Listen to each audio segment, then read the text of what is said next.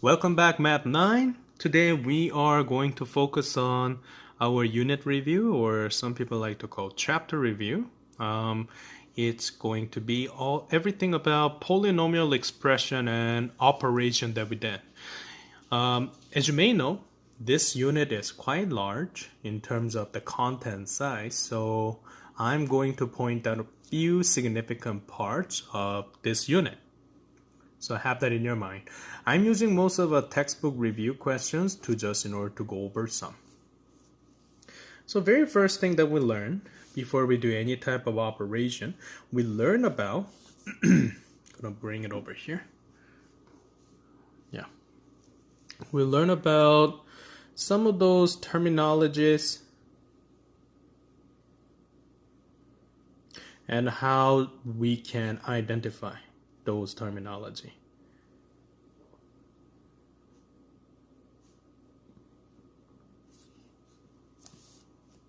So a few examples is, we talk about variables, we talk about coefficient, and we talk about constant term. We also talk about degree. So let's write down some example. Say 4w minus 3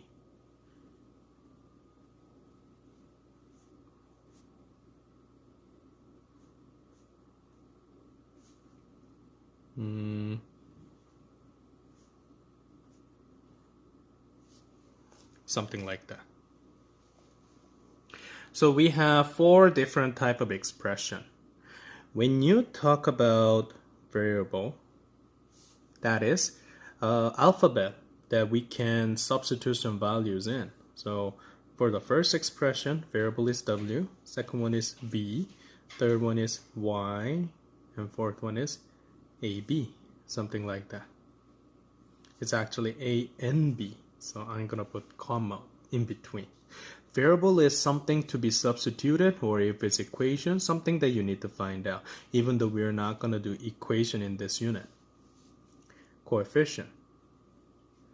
This is any type of number that is right adjacent to the variable because they're multiplying. So for example, 4w's 4 is coefficient because 4 times w. Same thing happened v, 5b squared, so 5. And when it comes to the coefficient of the third example, I'm gonna point out 2 things: -1 for y squared and +5 for single variable y. And the other one, last one, 6 is the coefficient. So as you may notice, those are multiplying relationship with the variable. Constant values are any of the integer that is being added or subtracting. So the first example, constant would be -3. Second example with +3. Third one is -6.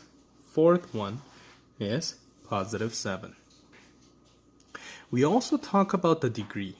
And to be fair, most of the expressions are written in a descending order. That means highest degree to lowest degree. So like something that is square first, then single variable having term, then no term, which is constant, something like that. But of course, just mashed in. As you may notice, 4w minus 3, we only have one variable that is represented by here, so it's degree of 1 because it's like w to the power of 1. On the other hand, when it comes to second, v square. Square means exponent is 2, so it's second degree. Some people struggle if you have 2 and 1. What should I do? Pick the highest one, so degree of 2. This is also something that is tricky. What if you have more than 1? Well, then it's kind of like a1 times by b1.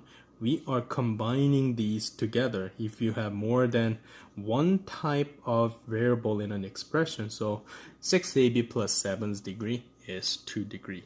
So as you may notice, to practice these, in the textbook and in my booklet, there are quite a lot of examples of expression in a table, like what you just see over here, that talk about the terminologies that is applying in each given expression of the polynomial, so you can find out and then give it a shot. It's more trial and error, more practice actually give you an easier time. The next example, before we go to modeling part, we also learn about equivalent polynomial.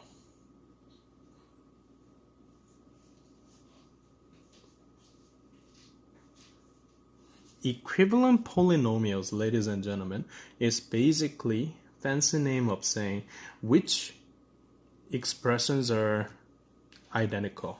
Sometimes people call what's opposite polynomial. So I'm going to go through both.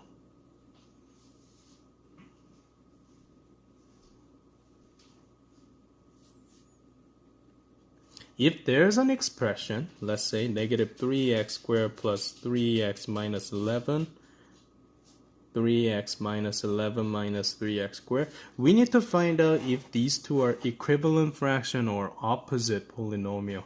Equivalent polynomial and opposite polynomial. It is important for you to understand the fact that when it comes to polynomial on the left side, this is traditional way where everything is written in descending order.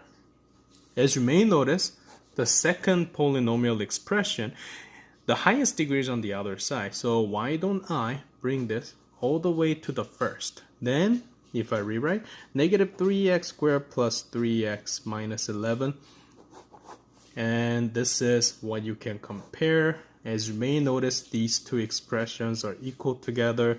So that means these two are equivalent polynomials. You can't think it in that way. On the other hand, opposite polynomial. Opposite polynomials are the one where you're changing every sign or multiplying everything by negative 1. Then what's going to happen is negative 3x squared turning into positive 3x squared, positive 3x turning into negative 3x, negative 11 turning into positive 11. Those two relationship is something I like to call opposite polynomial. Just like positive 4, negative 4 are opposite side of the number line, something like that. So I want you to think about those. We also learn about simplification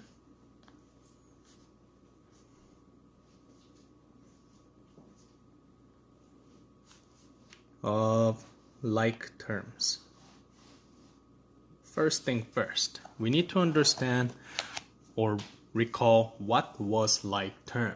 I'm going to write down some example in a given space over here.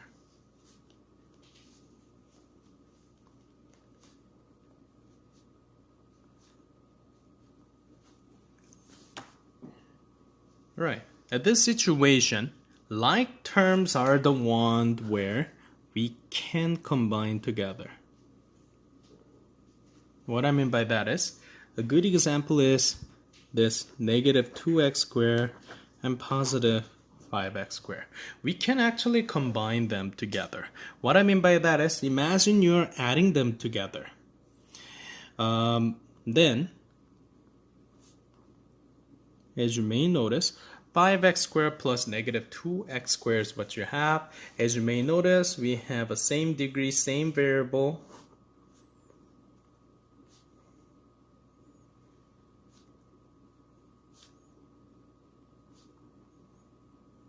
Is what's happening. If we have a same variable, same degree, we can combine 5 and negative 2 together. So that turned out to be 3x squared, something like that. So like terms are, in this example, 5x squared and negative 2x squared. What about other example? We also have constant together. we can actually add them together too using the tile. And same thing happened for the other one for the tile, but tile I'm going to explain that a little bit more later. So 8 and negative 2, I can combine them together. If I add it, that become positive 6, which is 2 terms turning into 1 term. On the other hand, 5x and 2y, those two are not like term because of one reason. First thing first, some of you may already know that they share the same degree, right? However, despite the fact that they share same 1 degree, as you may notice, x and y, those are not equal together. Those are the one where, how can I say, the variables are completely different. You're comparing something that cannot be convertible. Then we cannot combine them together, so they are not like terms, they are unlike terms. The reason that like terms and unlike terms are mentioned is because we can simply combine the like terms together to make expression into like the worst simpler term. 2a squared plus 3a plus 3a squared. Gonna create some random example. Let's say we have these terms. If you like to rely on model, although it really doesn't matter as long as you put big square for anything that is square, strip for single variable, and tiny tile for integer tile, but it can be a little tedious. I'm gonna do the modeling part when we do the bad math part, but right now what we can do is rearrange some of like terms together. We call this, well, this is more mental math method, but I know it's tedious, but rewrite it.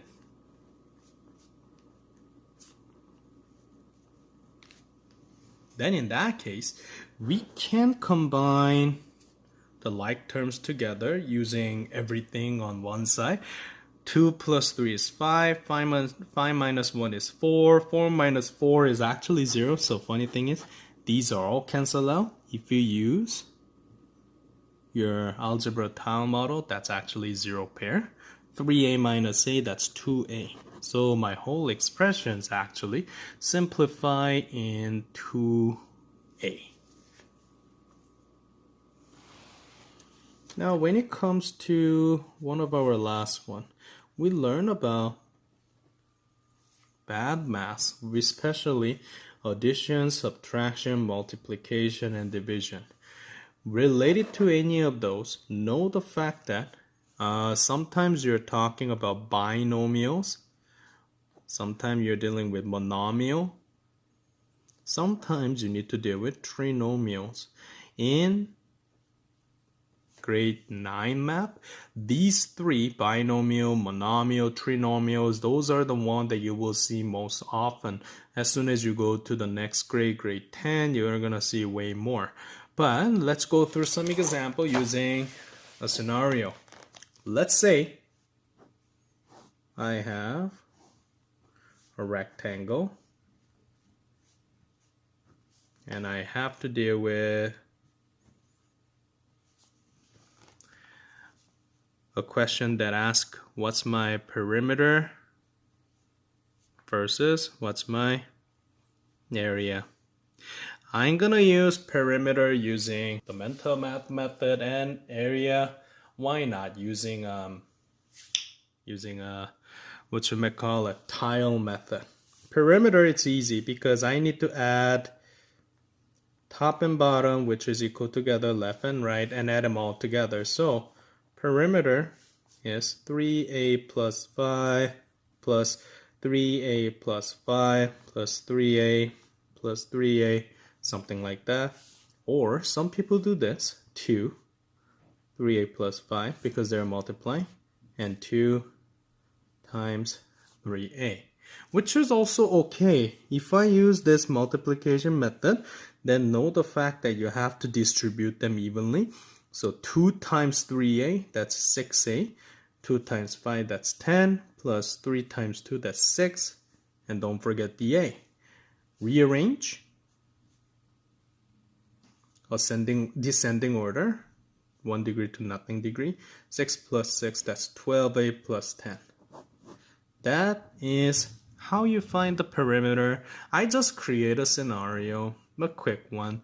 You don't have to, do every question that involve word problem in this unit, because as you may notice, symbol plays such a huge role. Even though I already did multiplication using mental math method, what about you're doing area? So length times width. You're dealing with that. 3a times 3a plus 5. This is binomial multiplied with monomial. Well, I actually changed the order. This is monomial, that's binomial, but you got the idea. Imagine you're using any tile. Now, here's the thing. Tile, there are only 3 that you need to know. Big square means that's like x squared or negative x squared. Strip represent positive x or negative x. Tiny square means it's positive 1 or negative 1. To be honest, it doesn't matter what type that you use as long as you're being consistent. I believe I have been using empty one for positive, negative for colored, but to be fair, it can be opposite. So I want you to read the rule. Each question may follow different color rule. Like colored tile can represent positive and empty tile may represent negative. So I'm gonna mix it up. I believe in textbook they use red one for positive and yellow one for negative, or green one for positive, red one for negative. There's so much variety. So I'm gonna use something. Let's say colored is equal to positive, empty that is equal to negative. Let's differentiate that a little bit, shall we? Then, here's what we need to do. Always you're constructing some kind of table. One of the side, you need to do 3a, actually I put it too low, 3a plus 5 on one side and 3a on the other side, just for the heads up. 3a, that's a single term, and then it's positive, so that means I have to have 3 colored strip. And then 5 positive, so that's 1, 2, 3, 4, 5 integer tile too.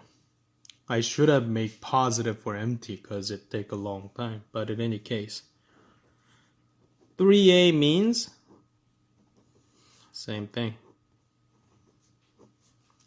Positive and positive combined together make another positive, except if it's x and x, or a and a in this case. That create a big square. Same thing. Same thing.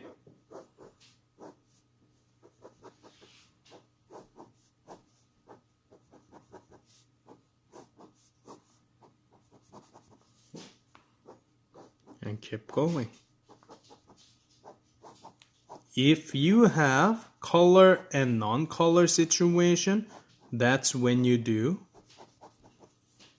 a switch of the tile style. That means you may need to do color and non-color should give you non-color, something like that. It's kind of like positive multiplied by negative give you negative.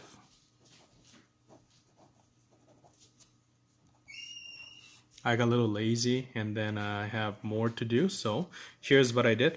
I figure everything else and whatever that is inside of the table is the answer. So 1, 2, 3, 4, 5, 6, 7, 8, 9. That will be 9a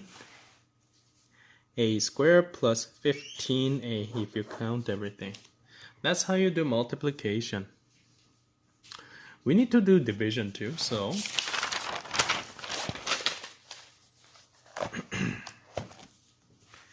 let's do some example that involve division or multiplication at the same time too. I don't really mind. So let's do some complex one.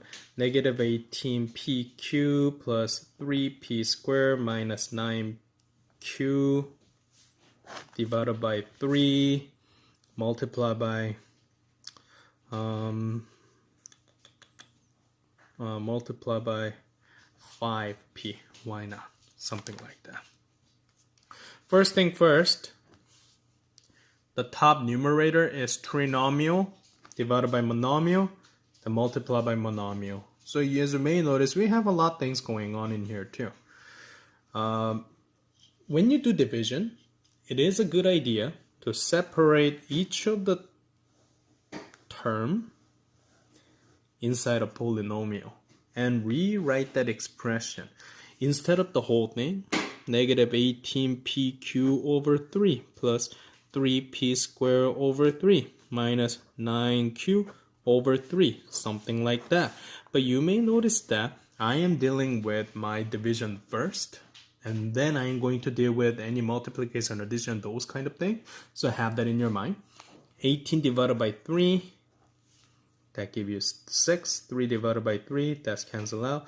9 divided by 3, give you 3 simplified on the top. So if I rewrite the whole thing, negative 6p cubed plus p squared minus 3 is what we have. Unfortunately, we don't have any of a simplification part, times by 5p, which means we are putting distribution factor again. 5 times 6 is 30, but negative and positive means I have to have negative. P times P, exponent law, P squared, Q, plus 5 times 1 is 5, P squared times P is P to the power of 3, using exponent law. 5 times 3 is 15, keep the sign, P times nothing is just P. So we have those. So ladies and gentlemen, like I mentioned, there were some questions I used tile, some questions I didn't use a tile. Most of the parts I did mental math. You should be able to do most of the question using mental math too anyway, especially when you have non-tile question. Even if there's a tile, just know the fact that if it's multiplication, fair distribution. If it's division, that's going backward from multiplication. So have those in your mind. That is today's lesson. Homework portion will be followed right after this. Multiplication. So have